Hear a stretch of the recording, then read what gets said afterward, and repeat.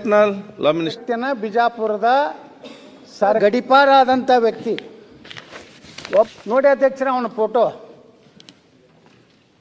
ಪಿಸ್ತೂಲ್ ಹಿಡ್ಕೊಂಡು ಫೋಟೋ ತಗೊಂಡು 3-4 ಕೊಲೆ ಮಾಡಿದಂಥ ವ್ಯಕ್ತಿಯನ್ನ ಬಿಜಾಪುರ। स्वागत है आपका AMK न्यूज चैनल में। मैं आपके साथ मोहम्मद यासीन नईकोड़ी। ಮತ್ತು ಸದನದಲ್ಲಿ ಅತ್ಯಂತ ಅನುಭವಿಗಳಾದಂಥ ಎಚ್ ಕೆ ಪಾಟೀಲ್ ಸಾಹೇಬರು ಈ ರೀತಿ ಉತ್ತರ ಕೊಡ್ತಾರೆ ನಾನು ನಿರೀಕ್ಷೆ ಮಾಡಿರಲಿಲ್ಲ। ಇವತ್ತು ಈ ವ್ಯಕ್ತಿ ಒಬ್ಬ ಹಿರಿಯ ಶ್ರೇಣಿ ನ್ಯಾಯಾಲಯದ ಅಪ್ಪರ್ ಸರ್ಕಾರಿ ವಕೀಲರನ್ನಾಗಿ ಮಾಡಬೇಕಾದ್ರೆ ಅವನ ಬ್ಯಾಕ್ಗ್ರೌಂಡನ್ನು ಇವತ್ತು ತನಿಖೆ ಮಾಡಿಸ್ಬೇಕು। ಅವ ಯಾವ್ಯಾವ ಪ್ರಕರಣದಾಗ ಏನೇನು ಅವನ ಮೇಲೆ ಆರೋಪಗಳಿದಾವನ್ನಂಥದ್ದು, ಎಷ್ಟು ಪ್ರಕರಣಗಳು ದಾಖಲೆ ಇದಾವನ್ನಂಥದ್ದನ್ನು ತನಿಖೆ ಮಾಡಿದೆ ಒಬ್ಬ ಗಡಿಪಾರಾದಂಥ ವ್ಯಕ್ತಿ ಒಬ್ಬ ನೋಡಿ ಅಧ್ಯಕ್ಷರ ಅವನ ಫೋಟೋ ಪಿಸ್ತೂಲ್ ಹಿಡ್ಕೊಂಡು ಫೋಟೋ ತಗೊಂಡು 3-4 ಕೊಲೆ ಮಾಡಿದಂಥ ವ್ಯಕ್ತಿಯನ್ನು ಬಿಜಾಪುರದ ಸರ್ಕಾರಿ ಅಭಿಯೋಜಕರನ್ನಾಗಿ ಇವತ್ತು ಸರ್ಕಾರ ನೇಮಕ ಮಾಡಿದೆ। ಇದನ್ನು ಎಲ್ಲನೂ ನಾನು ಗಮನಕ್ಕೆ ತೊಗೊಂಡು ಬಂದಿದ್ದೇನೆ। ಈಗಾಗಲೇ 8 ಪ್ರಕರಣಗಳಲ್ಲಿ ಭಾಗಿಯಾಗಿದ್ದಾನೆ।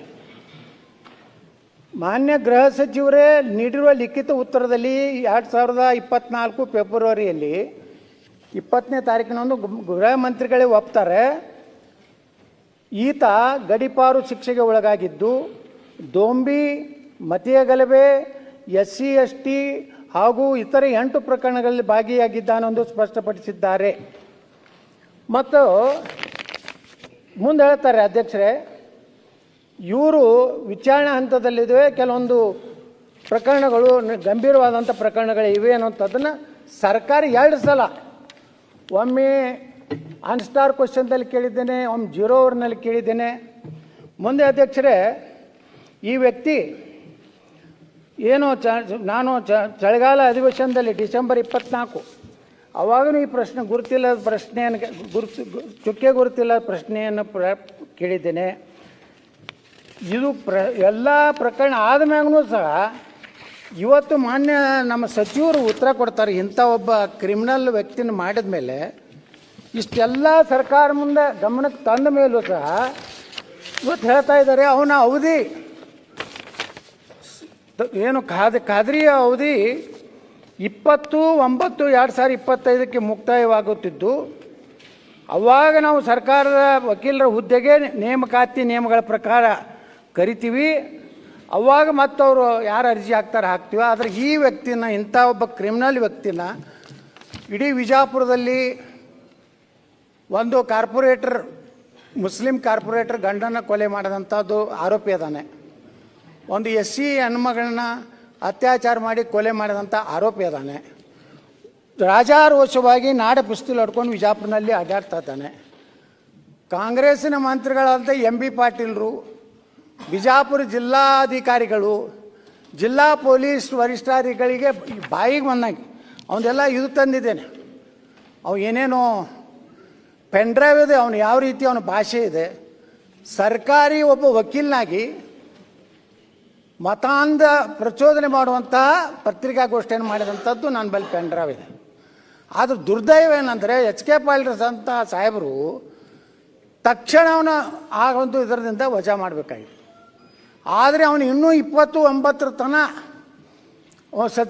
ಸರ್ಕಾರಿ ವಕೀಲಾಗಿ ಮುಂದುವರಿಯುವಂಥ ಪರಿಸ್ಥಿತಿ ನಿರ್ಮಾಣ ಆಗಿದೆ। ಅಂದರೆ ಸರ್ಕಾರ ಯಾವ ಹಂತಕ್ಕೆ ಹೋಗಿ ಅವರಿಗೆ ಈ ರೀತಿ ಅಪೀಸ್ಮೆಂಟ್ ಅಂತೇನು ಕರಿತೀವಲ್ಲ, ಎಷ್ಟರೇ ಅಪೀಸ್ಮೆಂಟ್ ಮಾಡೋದು, ಒಬ್ಬ ಗುಂಡ, ಒಬ್ಬ ಕ್ರಿಮಿನಲ್ಲು, ಒಬ್ಬ ಅಟ್ರಾಸಿಟಿ ಕೇಸ್ನಲ್ಲಿ ಭಾಗವಹಿಸಿದವ, ಒಬ್ಬ ಕೊಲೆಗಾಡಕ ಅಂತೇಳಿ ಇವತ್ತು ಕೋರ್ಟಿನಲ್ಲಿ ನಡೆದಂಥವ ಮತ್ತು ಗಡಿಪಾರಾದಂಥ ವ್ಯಕ್ತಿನ ಇವತ್ತು ಸರ್ಕಾರಿ ಅಭಿಯೋಜಕರು ಮಾಡ್ತಾರಂದರೆ ಇದು ಎಂಥ ದುರಂತ।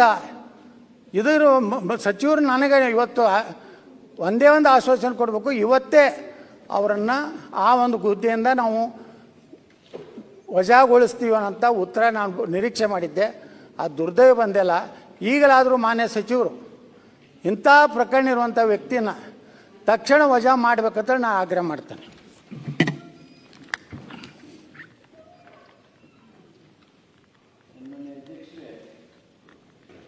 ಸನ್ಮಾನ್ಯ ಬಸನಗೌಡ ಪಾಟೀಲ್ ಯತ್ನಾಳ್ ಅವರು ಭಾಳ ಗಂಭೀರವಾಗಿರ್ತಕ್ಕಂಥ ಆರೋಪಗಳು. ನಾವು ಏನು ಸರ್ಕಾರಿ ವಕೀಲರನ್ನು ನೇಮಣಿಕೆ ಮಾಡಿದ್ದೇವೆ, ಅಪರ ಸರ್ಕಾರಿ ವಕೀಲರನ್ನು ಅವ್ರ ಬಗ್ಗೆ ಮಾಡಿದ್ದಾರೆ.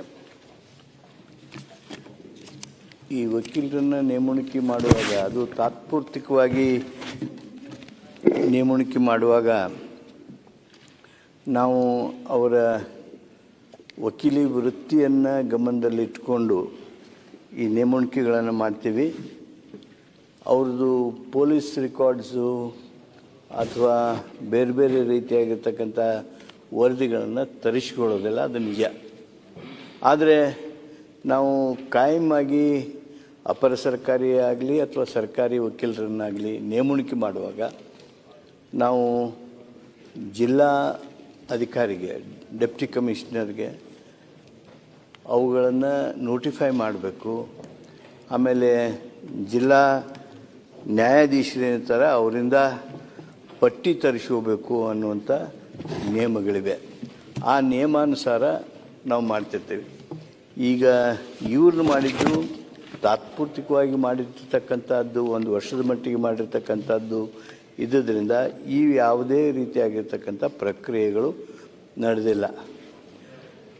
ಅವರು ಹೇಳ್ತಕ್ಕಂಥದ್ರಲ್ಲಿ ಅವ್ರು ಹೇಳೋದ್ರ ಪ್ರಕಾರ, ಯಾಕಂದರೆ ಗಡಿಪಾರಾದ ವಕೀಲರು ಬಂದು ವಕಾಲತ್ತು ಮಾಡೋದಕ್ಕೆ ಸಾಧ್ಯ ಇಲ್ಲ. ಕೋರ್ಟ್ನಿಂದ ಸ್ಟೇ ತೊಗೊಂಡು ಬಂದ್ರೆ ಮಾಡ್ತಾರೆ ಅವರು. ಒಂದು ಸೆಕೆಂಡ್ ಇಲ್ಲ, ಇದು ಒಂದೇ ಪ್ರಕರಣ ಅಲ್ಲ ಮಾನ್ಯ ಸಚಿವರೇ. ಅಲ್ಲ ನೋಡ್ರಿ, ಅವನ ಮೇಲೆ ದಲಿತ ಮಹಿಳೆ ಮೇಲೆ ಹಲ್ಲೆ ನಡೆಸಿದ್ದು ಕಿರುಕುಳ ಪ್ರಕರಣ ಈಗ 143, 147, 448, 427, 323, 324, 354, 355, 307, 392, 363, 504, 149 IPC 3 subsection 1 SC/ST Pay Amendment Act 2015 FRA ಅದನ್ನಾಗಿದೆ.